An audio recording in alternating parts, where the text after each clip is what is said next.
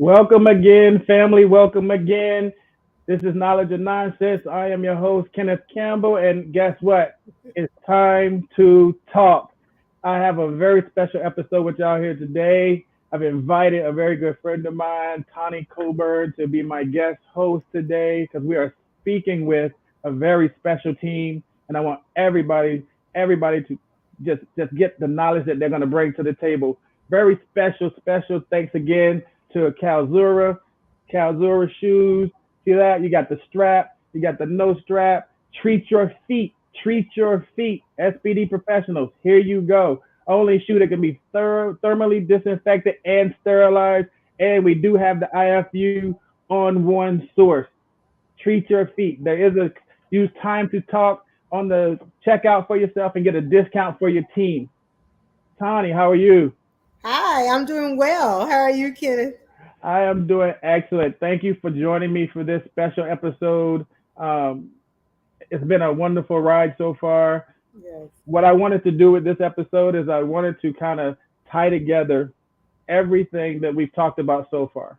Okay. So far, we've talked about culture. Mhm. We've talked about training. We've Right. talked about standards and regulations and what that looks like in facilities. So today, what I did, and this is me being transparent, I invited my team. Okay. So I wanted my team to show you and show everybody what it looks like from the front line. Because they're in there doing it every day, hands on, going through these same things that we are talking about on a daily basis. And I wanted their stories to be told. As they say, it takes a village. This is my village. So I'm bringing my village to the forefront to let people know that, yes, this is my platform, time to talk, but I wouldn't be put in this position without my team. So I brought my supervisor, Sam Brown. I brought the senior techs, Dan Van Dusen, Rebecca Clark, and Terry Bandy. You're going to be talking to all of them and, just getting some very, very good insight as to what happens during a normal day or, the process by which we've come to this part right here. Okay. So that's why I wanted to do this episode, just so I can show the recognition to the people that's in there every day and let people know, like, hey, some of the struggles y'all have, we may be on these platforms and we may be doing all of this, but we still go through some of the same things. Right. So that's my gift to them, my gift to y'all, that being able to talk to frontline workers and getting their side of the story. We've talked to educators, we've talked to leaders, we've talked to directors, we've talked to managers. Now we get to hear from the front line. Right. So and you're I know, you started out in our world, so I know you got to, learn a lot about what happens in the day-to-day process. And that's why I wanted you to be, somebody non-judgmental, non-opinionated, to just come in and talk to them and get their side of the story. Okay. Well, I appreciate you having me on and giving me a chance to talk with some of my fellow folks in the trenches from time to time. So, I knew you would be the person for the job. hey, well, I guess it's time to talk. Hey, without further ado, I give you my team. Welcome to this platform. Enjoy. And family, I'll talk to you at another time. All right. Hello. Hey, hi. So we've got Sam, Dan, Terry, and Becky. Welcome. Thank you. Thank you. Kenneth's time to talk is done. No more Kenneth. For today, right? So what Kenneth was saying was, we've had a couple of episodes and talked about the culture. We talked about training new folks and standards and regulations, the changes and how they affect you and the team. So that being said, I'm just going to just throw a question right out there. Dive in. What challenges as it relates to SPD would you say SPD culture are you facing in your facility? So I would say, first, let me give a shout out to Kenneth, because he has brought us to like the forefront of the hospital. People really know what our department is all about and have a better understanding and appreciation for us. But in regards to our brothers and sisters upstairs in the OR, I definitely would say it's just dependent on the day, you know?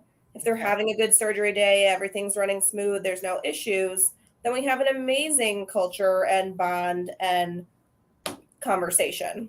But on that one day where that surgeon drops that instrument and we don't have another one ready for him, then we're going to have issues where we never do anything right. There's always holes. Everything's always wrong. There's never any indicators. Okay. Right? We can't be the only people that have these issues. Is that the consensus? And anybody else want to jump in there on that question? The SPD culture. Jump in. Nobody right there. So I'll throw another question right out there. So you said it's an amazing day if everything is going smooth, but if it's not, then would you say it becomes a little bit of us versus them type of day? I would say that it definitely looks to be that way, whereas it's always the pointing the fingers of, oh, it was them, or, oh, no, it was them. So like tensions seem to get pretty high, and it can escalate into like a snowball effect. But usually it calms down and we find resolutions. We make things right. We try our best to work with them so that these problems don't happen in the future. So I find it interesting, Becky, that you said we make things right, which sounds like if the surgeon dropped the instrument upstairs, it's SP's fault. No, it's not our fault. It's just that we want to make it right for everybody. Like, I don't mean like that they're wrong, we're wrong, they're right, we're right. It's not like, it shouldn't be a pointing fingers game. We just want everything to work together so that at the end of the day, everybody is satisfied with the outcome of making sure it doesn't happen again, or some kind of resolution to how we can prevent it from happening again. So yeah, like let's use that same example. The surgeon dropped the instrument, but then there might be a finger point as to, well, the backup set's still in the sterilizer. How come it wasn't sterilized, yesterday afternoon or something? Right. No, I hear that was sent down 3 hours ago. Why isn't it done yet? That's what I hear all the time. And I always have to remind them that turnaround time, 3 hours, isn't really, attainable with the way that they're pushing out surgeries and they're coming down and we're cleaning them. And, there's a couple case carts in front of that one sometimes. And, we have few people in decon and they can't do it all at once. I feel like they think this is McDonald's and we're just, like, snap your finger and here you go. There it is, all done. It's like, it doesn't work like that. It takes time for us to clean properly, then inspect and sterilize and let it cool and like. So Dan, I kind of feel like in sharing that, you're preaching to the choir, because we know how it goes. So with the culture and the vibe of between OR and SP, as we're using that example, exactly how are you conveying that message to them? Just wondering, how are you telling them exactly that? Like, hey, it takes this time, or someone going up and handling that for you?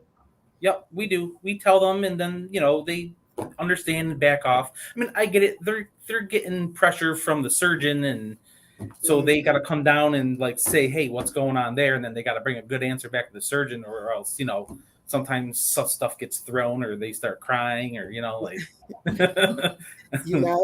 So sometimes I would guess when things get thrown, I know I've seen it that it's easy, maybe not just easy, but to run people off, to lose employees, because hey, this atmosphere is tough, or this work is harder than I thought. Yeah. So are you having any retention issues? So I just want to piggyback off of Dan and just say, like, one of the things we're doing now, we're trying to get everybody involved. So people upstairs, surgical techs, nurses. So when new people come on, we bring them downstairs and we show them our process. We let them walk through the decon, assembly, autos, sterile storage. And they get a feel for how long it takes, what they need to do, what it entails. I think that's a good idea, Terry. Like, once you actually have a little bit of understanding, once you understand, as our host Sharon says sometimes, once you understand, you have a little more understanding, So right. I like that. Okay. So that being said, I think I was just going to ask about retention issues. Are you dealing with retention issues in your department? So historically, I would say yes, because we were considered one of the lower paid departments. Okay. But Kenneth has brought recognition, and we do have a clinical ladder in place. So I wouldn't say the department is used as such a stepping stone as it once was, but Becky can probably speak to this. The second shift, you just can't keep the staff working 3 to 11. So people want to either get to days or go to overnight. So it's not necessarily retention in the department, but retention on the shift. On that specific shift. That's interesting. Becky, you want to comment on that? So first shift, they get, their cases are just beginning. They're starting the day. They do all these other things, but the real workload happens on second shift. It really does. It does. Shift wars. Sorry, guys. Wow. But it does. Wow. We get the brunt of the work, and we get the most blame from the OR for things happening. It does happen. So it's kind of a revolving door where people are like, wow, this is really, really, really tough, and this is a lot to, do. So we who do move to the first shift, they go on to the third shift or wherever. So on my shift, I would say that we struggle for staff. Right. Okay. So Dan started on second shift. I started on second shift. I started on second shift in 2010. And I started on second shift in 2015. And then went to first. And couldn't wait. I was like, are you guys both on second shift still? So you've left and gone to first. I have a history. Okay. I like second shift. I just want to put that out there. I do like I like second shift. You get left alone more. You do. Yes. You have more autonomy on second shift. Well, at least back in my day. Yeah. Back in my day. So I started on second shift. I did not have kids or a wife yet, so it was good for my lifestyle at that time. As I grew older and I met my significant other and had children, that my priorities shifted to where now they're in school. And if I was working second shift Monday through Friday, I wouldn't see them, So that was my biggest, was my biggest thing there. I wanted to see my kids. It's nice. Are you saying that's a nice thing. Yeah, I almost had to wipe a tear, Dan. So, with that, just that specific case that you just mentioned, would you say that the culture of the shift is supportive? Is that, hey, we're looking out for each other? Just wondering how that goes with your SP. Absolutely. For the most part, That's good. Yeah. Yeah. I stress very much that we are a team, that we can't do it without each other. Like it takes a village. It really does. And it takes all of us working together to create this absolute perfection of a line that ultimately we all can benefit from. So stressing teamwork and communication is huge with me. I push it on all of my people. I love it. So I want to go back and just kind of go back and revisit a little bit. We were talking about retention and running folks off. And then some folks in the chat mentioned, hey, we have people come to this department and go look at the OR and walk through surgeries or whatever. So when it comes to training a new person, can y'all tell me a little bit what that looks like for your team? An ideal training situation or real life? You know what? Let's first go with the horror of it all, and then whichever one you want to share first, and then come back to the ideal. Let's talk about the reality. How does it work in reality? So my main horror in reality is that the trainee and the trainer are trying to take their time, learn these instruments, but they're also the only people assigned to that assignment for the day. Yep. So it is just a complete crazy slowdown of workflow. Okay. So now you have, it's either you work behind them, you're watching them like an eagle eye, or you start doing work too and then just check back and forth every once in a while. Okay. And it's tough.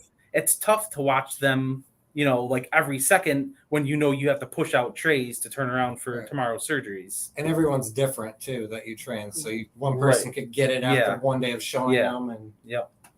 And So in an ideal situation, what does it look like? I would like it to be fully staffed where if you were on assembly, you wouldn't even have to worry about doing any of those trays that they're using that day. You could have like a set list of trays and specialties that you run through and have to check off to make sure that you actually get a full rounded training. Yeah. Wow. Makes sense. That would be ideal. Everybody's and it's going to work on that for me, for the okay? stars right there. What about per department? So you would just bring a new person in and just have them assembling, or would you start them? And I mentioned this earlier. Or would you start them? So I'm team decon. I think assembly. I think assembly. Okay, so it's 3-1. And so does that mean that the 3-team assembly would start someone in assembly and only you, Sam, would start them in decon? No, we would make a group decision and we would stick to it. No, I just meant sounds like I would perfect world for you. I started in decon, so I think that's probably why I gravitate towards starting someone in decon.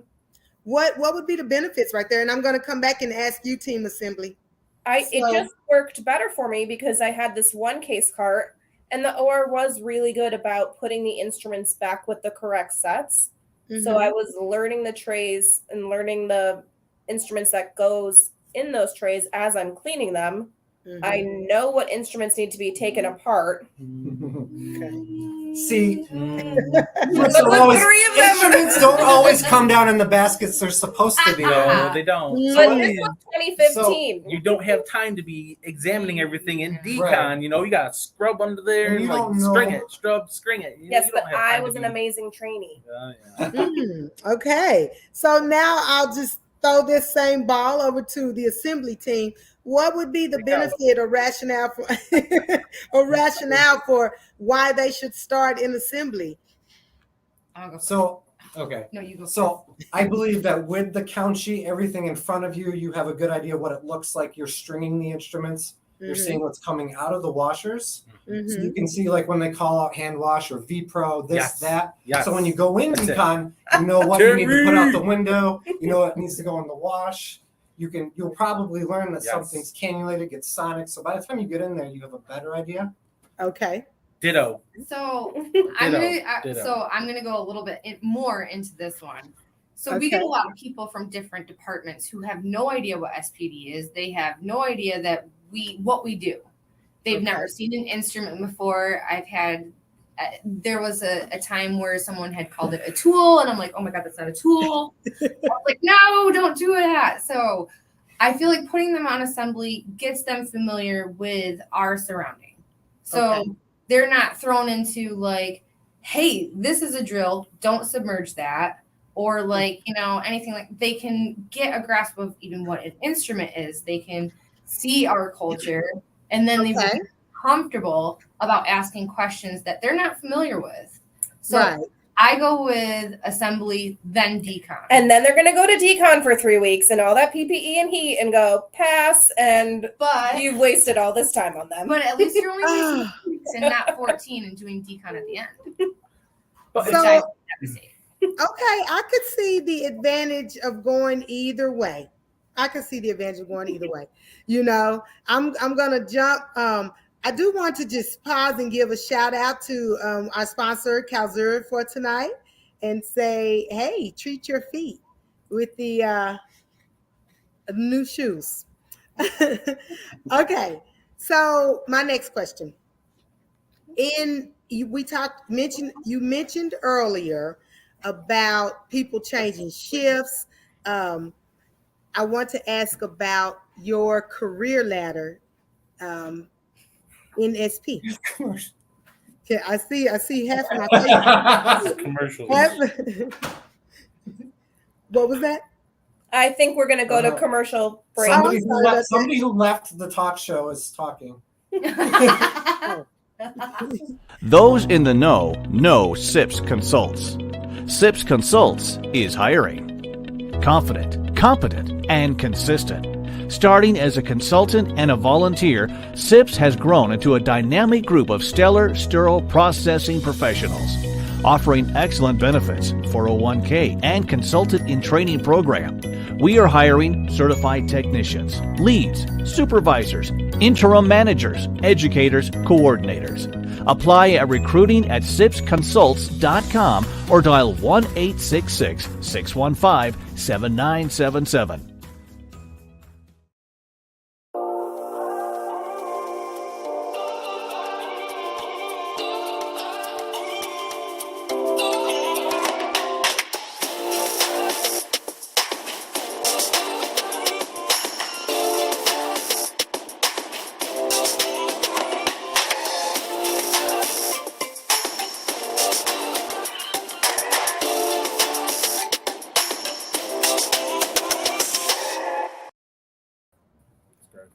Hi, we're back. Okay, so to clarify my question, I see there's a supervisor and then we've got some senior techs. So you got 3 team assembly. Interesting that the senior techs are team assembly. But that being said, can maybe each of you maybe speak to how you see the career path for someone coming into SP? And really, if you don't mind, maybe sharing your thoughts on your career path. What does it look like? Maybe sharing that for maybe somebody looking or interested in coming into our world.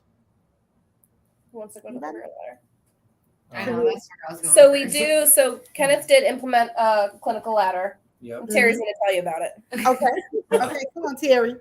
So people come in, they can come in with no experience as a Tech 1. They learn everything, and then when they're done with their training, they get their books for their CRCST, and then they can get their first certification, and that brings them to a level 2. And then you can get your instrument specialization, which brings you to a level 3. And then after, with some more experience, you can become a lead, and then eventually a supervisor. And there's a pay increment with each tier. Okay, so I know you. Are you saying, I shouldn't say are you saying, you guys are steadily moving up the ladder there. What kind of time frame have you seen that? Would you say averaging for somebody coming in looking at moving up? Well, it's weird because I think before you needed 2 years to do the certification, but that was before the ladder. So I don't have a good gauge on how motivated people are with the ladder in place versus the base pay rate. Okay. Yeah, because when I was 2015, we're going back, there was no incentive to get your certification. You just had the hospital required it within 2 years. So there was no incentive for some people to go out and get that within the 2 years, right? Okay. But now I think there's definitely obviously a monetary incentive. And if you have people that are passionate about the job and the culture, then they're going to want to do that on their own anyways. Because a lot of people, they're not married yet. They don't have the kids. They're younger. They want to see the world. So there is a lot of talk about traveling. And obviously you're Bright going and starry-eyed. yeah. So At first, huh? No. not down. Okay. So, is that, would you say that even, I guess, the career ladder at your facility, does that just directly correlate with that shift schedule that we talked about too? As you move up, do you get to change shifts? No. No. No. No, you don't. Just wondering. All right. So, new question. New standards, new regulations, any changes, if we're keeping up with them, how do you navigate the ever-changing those changes in the SP? So if we get some new standards or any changes that that come about, how do you navigate that? And then especially as you're training someone, like, oh, this just changed and they learned it this way in class or anything like that. Anybody want to speak to? So we do, like each shift has a huddle. So we go over anything that has changed or any important facts that have happened between shifts. And we always go over every new changes, changes to our sets, anything that has come up with vendors, any loaners that come in. So like, yeah, we're always giving out information. We give access to where to find or obtain the information. And if there are like such as like blowing out the scopes now for 10 minutes.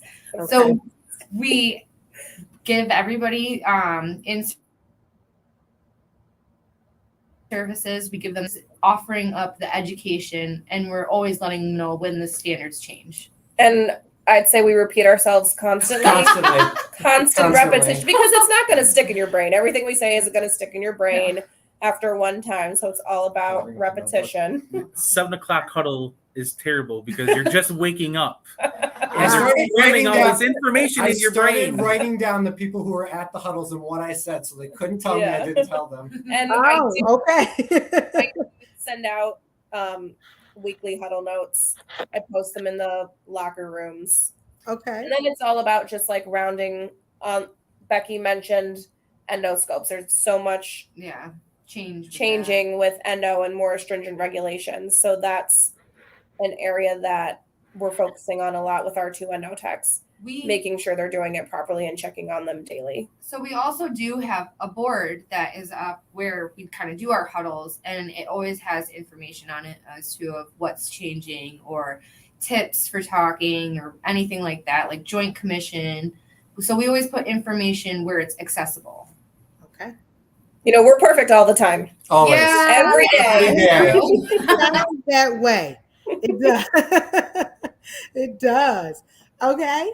So, as for leadership, can you just maybe talk a little bit about leadership and the how things have maybe changed as you've changed positions, how you interact with your other team members as you promote up and maybe they haven't? How does that work? I think we struck a chord. I definitely the way you speak to people. Everybody's different. Everybody's got different things going on. So you really have to be cognizant about how you approach people, what kind of moods they're in. And it's just it's been a lot different versus being a regular tech and just kind of coming in and doing my thing. So can you, if you don't mind, and you don't have to share names, can you maybe elaborate, maybe share a little bit of experience or something that just brought you to that? Some staff members respond better to a more firm cut and dry approach, whereas other staff members need a softer voice. Okay. Right?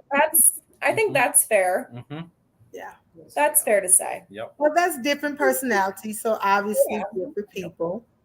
So when I went from a lead or from a regular tech to a lead, I had to really adjust myself and really try to like practice my communication skills. I had to own up to my position, and that was really different. It was a different dynamic, and I mean, it took me to do a lot of hard work in myself to be able to do that. So that was, but it was really cool too, because I gained a lot of confidence in myself and in my team by doing that. And I think right off the bat, people come to you with things that they want. And I think as long as you're good about like following through with them initially and like making sure you get back to them with any requests or questions that they have, so they actually see that you're putting in the work and valuing what they say, I think you earn their respect. Absolutely. Nice. Okay. Terry, are you having a hard time hearing me? No, I'm just looking at what people are saying in this chat. Oh, okay. Like you leaned in. Okay. So my next question, even speaking to that, I actually just was wondering if anybody would talk about or share any of the challenging experiences that you had, especially as it relates to culture at your facility. Anyone? I mean, I think it's just, I think it goes back to the first question, right? Because the culture and the challenges that we're going to see every day are going to be with the OR, because that's who we're our biggest customer, right? So it's just going to be navigating those waters with the same tech and the nurse that you were chatting about their vacation one day, and then the next day, you know, you're getting that really rude phone call. Okay. And just, y'all know what I'm talking about. It's interesting to see how the faces change. Feel like that. They get kind of stone faced. I do. One of our watchers are asking, Becky, would you please expound on owning up? And that's me emphasizing, that's my air quotes, owning up to your position. What did that mean for you in ownership? And I like that you said owning up, not just owning, but like the up added to me, like moving up. But could you expound on that? So like I was so used to, as a tech, like being told what to do. So having to tell others what to do, like I was taking ownership of that responsibility. So that was definitely different to me. Like I was not used to that at all. So it was like finding my voice. Like I own what I say. Like if I tell someone to do that, that is, you know, usually coming from Kenneth. But it's like, you know, this is me owning my spot. It's me taking the directive. I'm trying to teach you. I'm here for you. If you have questions, you can come to me. But also, I want you to know that I respect you. Thank you. And Can I just like build off that a little bit? No. Go ahead, please. Like when I see that owning up to your position, I think about like holding yourself accountable in front of your team and letting them know that they can come to you, they can approach you, they feel safe like asking you questions, because it's a serious field, like you're putting instruments together for patients. Okay. So they come up and they're like, is this okay to put in here? Or is this okay to put in there? And you have to be confident. You have to know what you're talking about and You have to accept responsibility for whatever happens. Okay. All right. So we'll change this up. Anybody else before I change? All right. No. Just a little bit. Do you deal with travelers at your facility? Oh yeah. Yes. Just we wondering. love our travelers. You love your travelers? Yes. Of course. You should. Our current ones, he says. Yes.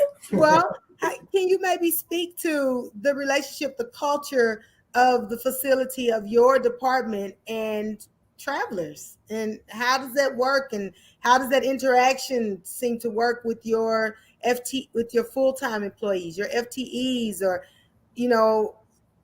just like how do they interact? How is that working out for you? So I'd say when we get a traveler, we don't have a traveler for just one 13-week assignment. We have a traveler for 6 months or a year. So when they leave, it's, if we like them, it's sad because they are one of our own. A lot of the travelers we had like to come back to our facility. Yeah. We have a lot of frequent travelers. Okay. And so you just get like 1 or 2 at a time? Is that what you? So when I started on evenings, we had 2 or 3 travelers. Okay. On that one shift because it was evenings and no one wanted to be on evenings. Okay. Still don't. But I think the rest of the staff are really super appreciative when they have travelers. They're obviously there for a reason. We have a need for these people to be at our facility. So I'd say staff are appreciative when they're there and they, treat them like they're one of our own. So I know that hearing from travelers like that come and go into on my shift anyways, a lot of them have had horrible experiences where travelers weren't allowed to do this, or they were only stationed in here and that was it. And I always thought that was really sad. I'm like, why? You have an abundance of knowledge. You have come from so many different facilities. Like you have all this knowledge and you've seen things. Like, I want you to go around. I want you to be on everything. I want you to feel comfortable. I want you to be here and like being here. Yeah. Like I have one right now and she is just shining all the time. She's growing. She's always trying to learn more. And she brings a lot of joy to my shift. Nice. Like I love it. Yeah. Okay. Well, that's good. That's good to hear. I'm glad that you are enjoying and appreciating your folks coming in and recognizing the benefits and that they're there for a need. So thanks for sharing that. I had one of the travelers come to my house for Thanksgiving one year. Oh, well, how extra kind. Because you're in a place that gets pretty chilly Thanksgiving, right? Yeah. So they may have been stuck and needed somewhere to go. That's really a way to welcome them into your family. So you have your team, the 4 of you have Triple Crown status. So that's what I was told, Triple Crown status. Right. How do you motivate your other staff to obtain multiple certifications? I like to flash mine. I wear mine every day. Yeah. My magnets are on my badge. Yep. Are you being serious right now? I show it off. Yeah. It's on your badge. So I get how you show off. And we wear crowns every day. How do you motivate them to come be like you? I mean, obviously you hope that there's like there obviously is a monetary incentive, right? You don't want everything to be about money, but at the end of the day, more money is really nice. So there is a monetary incentive to go and get these certifications. And if my memory is correct, you can only sit in a Tech 1 for a certain amount of time. Okay. Until you absolutely have to get your basic CRCST. So you want to stay in the department. There's your motivation for that. But to get additional certifications, you just hope that, you got to hope that people are passionate about the job and want to make this their career. There is a monetary incentive, but we also have all of the books for people if they want them. I know that Kenneth has stayed and helped people with their CERs. We're willing to do quizzes and do study groups with everyone if they so choose. Nice. And we do pop-up questions on people. Kenneth is always walking around the department giving everybody a hard time. What is this? He'll corner you and ask you some questions. Yeah, he does. So you would say your team is really about helping each other. Yeah. It seems like you guys have a really positive outlook, and I'm all about positivity. yeah, I mean, and that's really a good vibe for a department, and helps you obviously to work together well, and to help others work with you. Help us help you. Yeah. So I also feel like positivity is contagious, just like negativity is. It's always contagious. So Kenneth always says, fake it till you make it. You're having a bad day, fake it. Put a smile on that face. But so you fake it. Sometimes you're not in a great mood, but that positivity, so it was also in orientation when they said you can walk down a hallway and not know what anyone's going through, and that one smile could make their entire day. Yeah.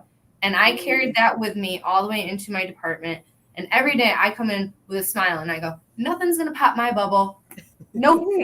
I'm like, not today. So, that also with how much joy I have, even if I fake it, it brings them joy. So they see me happy and maybe they want to get their education like I do too. Maybe it's inspiring.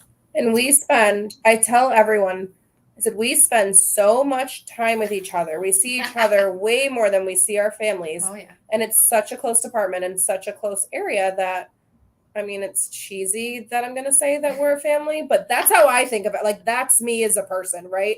I talk to you for 5 minutes. Okay, we're best friends. And you're coming to my Thanksgiving this year. There it is. You told me one time you were coming to my house anyway. Well, that's really, I mean, that's a good feeling. I'm sure for anyone coming in to feel supported and to feel that positive vibe, to know you guys are helping each other.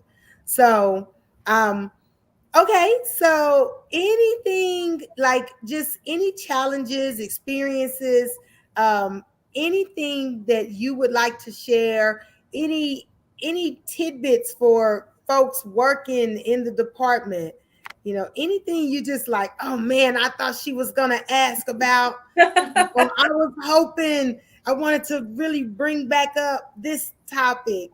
Anybody want to share anything there? I just want to tell Arlene that she can come over for Thanksgiving. I put bacon on the turkey and sausage, okay, and our stuffing. What? Okay. I heard bacon. I know, right? We'll do a talk on Thanksgiving. We'll Thursday. do one on Thanksgiving. At Sam's yeah. house. So that might a potluck that might help to speak with the culture of yours, like help with the family vibe. We work together. This is a culture of family, and we're all here to support. So again, we want to thank our sponsor, Calzuro, and tell everybody, use the code Time to Talk to get a discount for Treat Your Feet. The code is Treat Your Feet. All right. I have a pause there.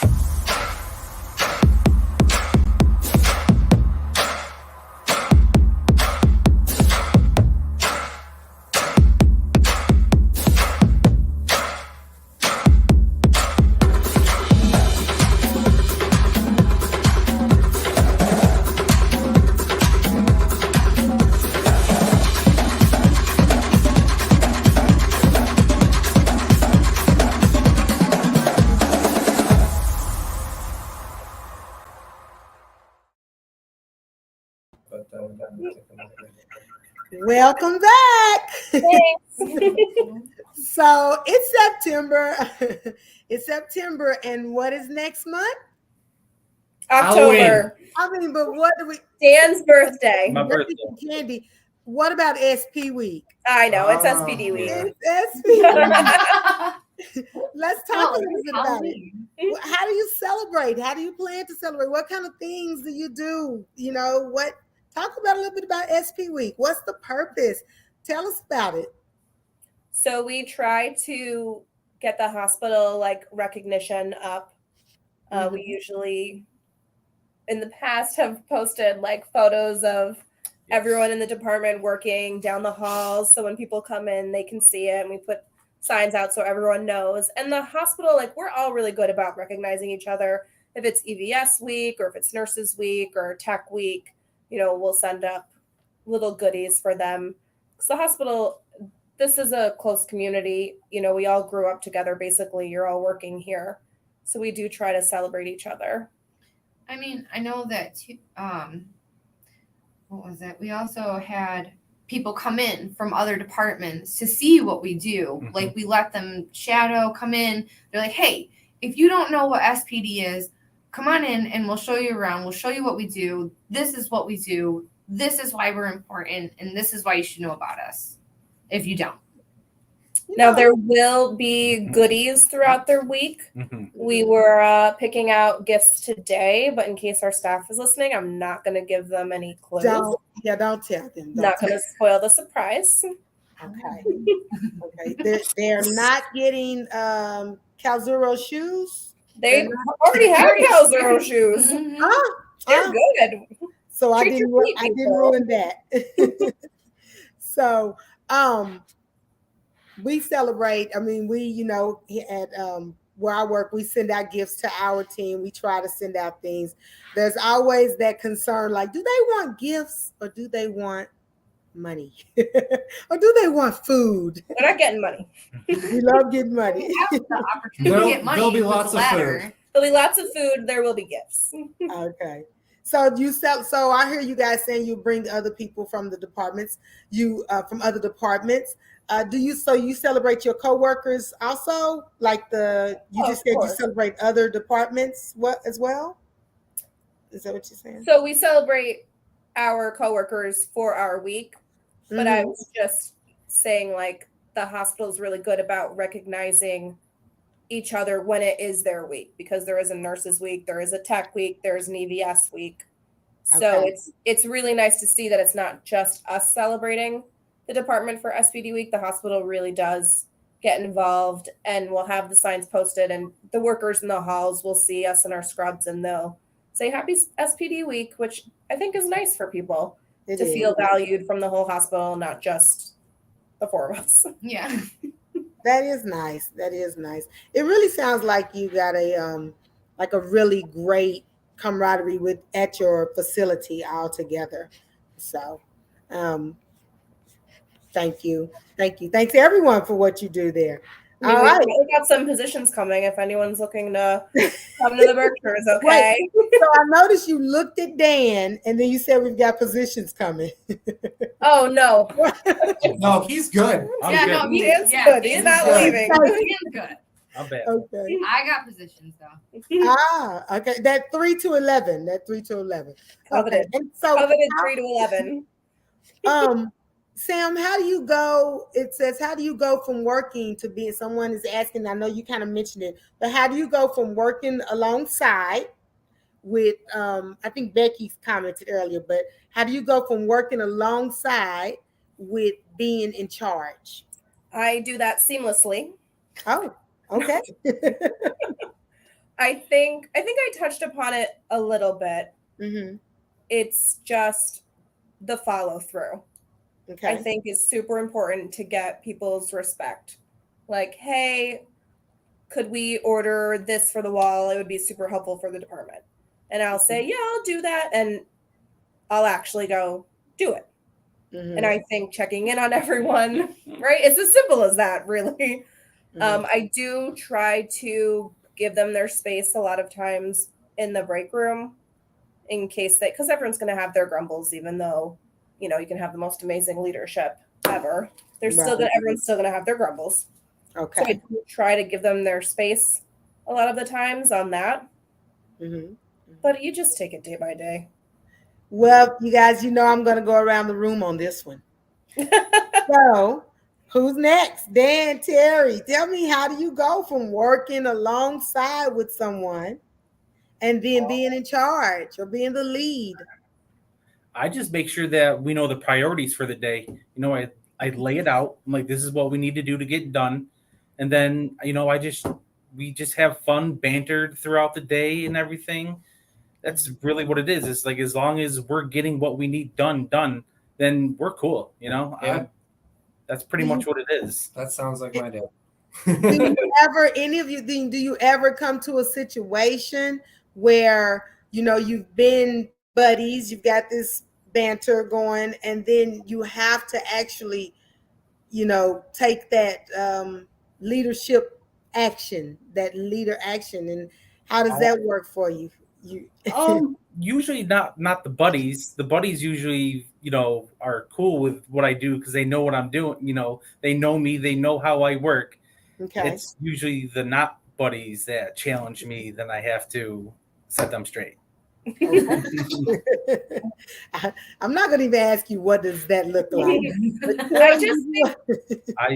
I think it's super helpful also that we all respected each other as peers. So you do have some of that respect carry over when you are switched into leadership. You still say, hey, can you please go do this as a priority? And they'll go, no, but they go and do it. They're just doing that play, but they still, at the end of the day, go and do it for you because they do respect their job. They do respect you. I've had people say it's not your business and I'm the lead. I'm like, well, that's why I'm here. Now you have to do it, please. I'm like, that is your assignment. Please do it. And then that's it. If they go do it, then we're cool. I try not to dwell on stuff like that. If they keep giving me trouble, then, I'm going to have to go further up the chain there and report that. Gotcha. Have words. Becky, I'm looking at Becky chuckling. Yeah. Is there something coming to mind that you're just like, oh? So not too much. Pretty much almost, everyone on my shift that I did work alongside went to either first. Once you owned up, they went ahead and left. Pretty much. Everybody left except for one. But I don't really have ever anything. I don't ever have to have a negative conversation with him. But we have a respect. So it works out that way. Like, it's still just building a rapport. You just have to do it a different way with your people. Right. Yeah. All right. Hey, I have just another thought, a question. When you have, like, the SP obviously is very busy. I don't know how many cases you have a day, but I do hear you saying like, we're understaffed. So when you have situations come up that kind of request or cause you to have to break policy or standard or anything, how do you handle that? We don't ever do that. What do you mean? We don't break standards or policies. That doesn't happen. Process is the process. I love it. They're there for a reason. They keep everybody safe. No. And that's the easiest answer, right? The process is the process. There's no corners. That is the only answer. No corners being cut. The process doesn't change. We do not cut corners. I can't even trip them up. You know, if you are cutting corners, I will find you. We will find out if you cut corners. I will. Then we will have a conversation. Managing up. Okay. I was just trying to check out some of the comments in case there were questions we were missing. I don't see any. Just thank you, everybody. I appreciate you jumping in here and coming on. And did we get into any of the dirty you hope to get into? Again, anything you wanted to share or anything you wanted to put on the table that you were hoping we could hash out, especially while Kenneth isn't in the room. I mean, people can start commenting Team Decontam, okay, for training. Well, they're already chanting. They're already chanting that. It's happening. Well, I will say that absolutely not one of us is unfamiliar with getting our hands dirty. Mm-hmm. We jump in. we are in decontamination. We are helping out on the floor. We are side by side with our team. So we're not unseen. We're not hiding behind an office door. We're there. We're in the front of it. So if you're in the front of it, we're in the front of it. And that's like really how we build respect with each other and with our team and our shifts. And that's just how I like to lead. I like to lead by example. So if I'm not working as hard as I want everyone else to work, then I'm doing something wrong. Yeah. That's just Sure. it. I have to work. I'm at our ambulatory surgery center, so I'm part of a 3-person team. Wow. So we all have to contribute, because if you're not, things are gonna fail. Yeah. Got you. And So- I like to set the example. I gotta work hard, so the other people on the team, they'll work just as hard as I do. They do, and I'm impressed with my team that I have right now. Yeah. You want to know who gave him that team? Who gave him that team? Me. Oh, so I think a thank you's in order. She did. With them. Yes, you should. And flash your card, by the way. Flash your badge. I just didn't want hear. to say on that note, everybody we work with is great about helping one another. Oh, for Yeah. sure. Whenever we're short-staffed, Absolutely. people have to go to a different area Oh, for to give a break. Somebody's always covering for them. You don't have to ask. They jump right in. They'll pick up a set. yeah. No, You guys are really fortunate. You're really fortunate because that's not always the case in SPDs around the nation, that people are so cohesive. So that's really good. That's good to hear. Be sure that I'm trying to read the notes at the same time, that you share this video. We thank you for coming on today. You're watching Time to Talk with Kenneth Campbell. And so we ask that you share this video and invite others to join and watch Time to Talk and Knowledge and Nonsense. I am Tani Coburn and had this chance to talk with you guys. And I think we are going to wrap up for today and start preparing for SP Week, I guess. Woo! I'm looking forward to that. Looking forward to this. Thank you so